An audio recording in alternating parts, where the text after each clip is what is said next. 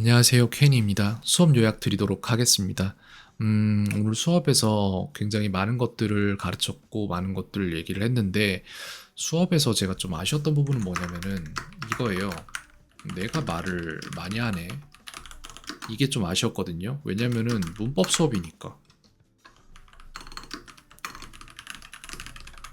이게 어쩔 수 없어요. 문법을 가르치다 보면 제가 말이 많아질 수밖에 없는 부분이라서 이런 게 되게 아쉬웠는데 그래서 학생한테 아까 물어봤어요.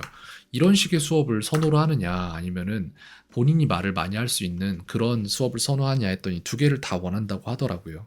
그래서 한 번은 문법적인 거, 한 번은 회화적인 걸로 예전처럼 주제를 가지고 토론하는 형식으로 하면 좋을 것 같다라고 얘기를 했기 때문에 그 부분 제가 잊지 않으려고 노력을 할 거고 그래서 어머님 채팅방에다가 그 기록을 남겨놨고 다음에는 이제 회화 수업 위주로 좀 하는 게 좋을 것 같아요. 근데 오늘 배웠던 것들이 의미가 없냐 그러면 절대 그렇지 않거든요. 되게 좋은 것들 많이 배웠고 두 가지 관점에서 이제 접근을 하고 있어요. 첫 번째로 학생에게 아예 없다면은 이거는 개선의 여지 자체가 없기 때문에 없는 거를 무를 유로 바꿔줄 만한 수업을 해야 돼요. 그렇기 때문에 예를 들어 이런 단어들을 몰라요. inherit이라는 뭐뭐를 물려받다라는 동사를 모르고 그럼 inheritance나 뭐 이런 명사 형태도 모르겠죠. 그런 어휘적인 부분 중요한 거잖아요. 그런 걸 주도록 하고 예를 들어 무엇을 뭐 제외시킨다라는 말을 했을 때 eliminate라고 얘기를 했을 때 못 알아들으면 omit은 알아요? get rid of는 알아요? remove는 알아요? discard는 알아요? scrap는 알아요? 할 때 이걸 다 모르더라고요. get rid of 하나 빼고는. 그러니까 뭐 전부 다 똑같은 얘기예요. 뭘 제거하다라는 얘기거든요. 근데 이 단어들을 모른다? 줘야죠. 그런 것들을 줘야 됩니다. 없는 건 줘야 돼요. 그게 맞아요. 그리고 overrate나 estimate, underestimate 이런 것들을 몰라서 underestimate는 줬는데 estimate나 overrate 이런 것들 실제적으로 회화에서 굉장히 많이 쓰이는 단어들을 모르는 게 있거든요. 그런 것들을 주고 그 다음에 또 없는 것들을 줘야 되는 게 문법의 활용하는 방법이죠. 작동 원리예요. 설명서를 줘야 됩니다.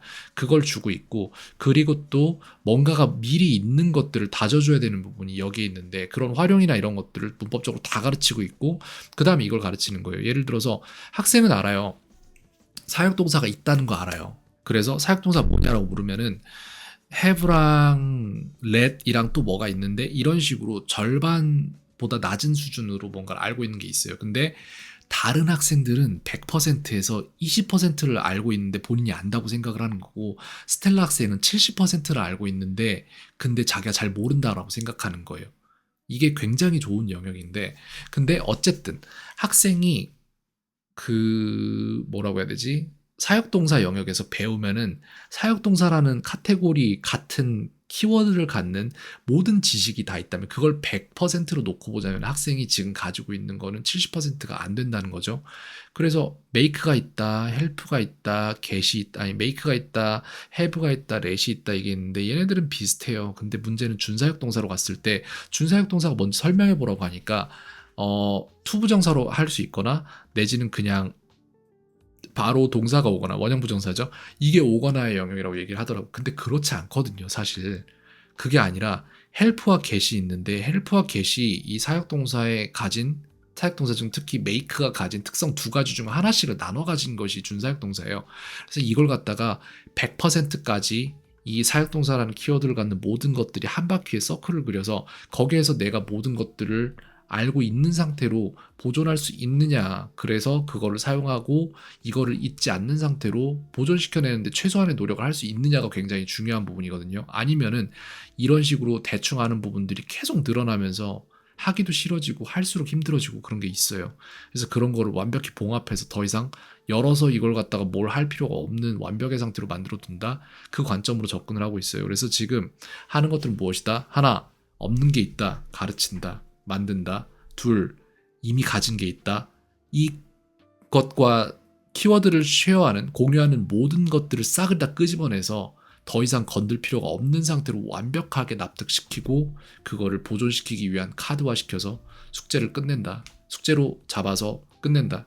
장기 기억으로 밀어 넣는다. 이걸 하고 있는 겁니다. 네, 그런 식으로 하기 때문에 지금 학생이 하는 숙제들 그런 것들이 전부 다 처리가 학생이 저한테 보여줘서 내가 이거 숙제화 시켜야지 라는 부분들을 100으로 잡으면 그것 중에 제가 지금 해줄 수 있는 양이 20%도 안 돼요. 왜 그러냐면은 이거를 갖다가 다시는 공부할 필요가 없는 상태로 바꿔내기 위해서는 고려할 부분들이 되게 많고 그거를 완벽하게 해낼 수 있도록 만들기 위해서는 그 숙제 과정 편성하는 게 그게 시간이 좀 걸리더라고요. 근데 그렇게 해놓으면은 학생이 앞으로 겪어야 될 시간은 무한대로 이 프로그램이 다 같이 겪어줄 수 있는 거잖아요. 그렇게 하지 않으면은 제가 수업에서 학생을 계속해서 똑같은 걸 가르쳐야 되잖아요. 거기엔 비용이 발생하잖아요. 그래서 그렇습니다. 그래서 이렇게 해나가다 보면 어느 순간에 제가 더 이상 해줄 게 없어져요. 전에도 그랬잖아요. 학생이 말 잘하도록 하기 위해서 해줘야 될 것들이 있던 거고, 그게 어느 순간에 없어진 거고, 그리고 이제 목표가 바뀌니까 다시 그 다음 목표를 위해서 해야 될 것들이 산재해 있는 거고, 그걸 제가 야금야금 다 쳐내고 있는 거고, 그런 식으로 갑니다. 그래서 네, 처음엔 답답해 보일 수밖에 없어요. 여기까지 말씀드리겠습니다. 캔이었습니다. 오늘 하루도 평온하세요. 이것도 마찬가지예요. 다 숙제화 시켜야 돼요. 어떻게 하면 최소한의 카드들로 최대한의 효율을 낼 수 있는지 생각하고 그걸 만들어내야 됩니다.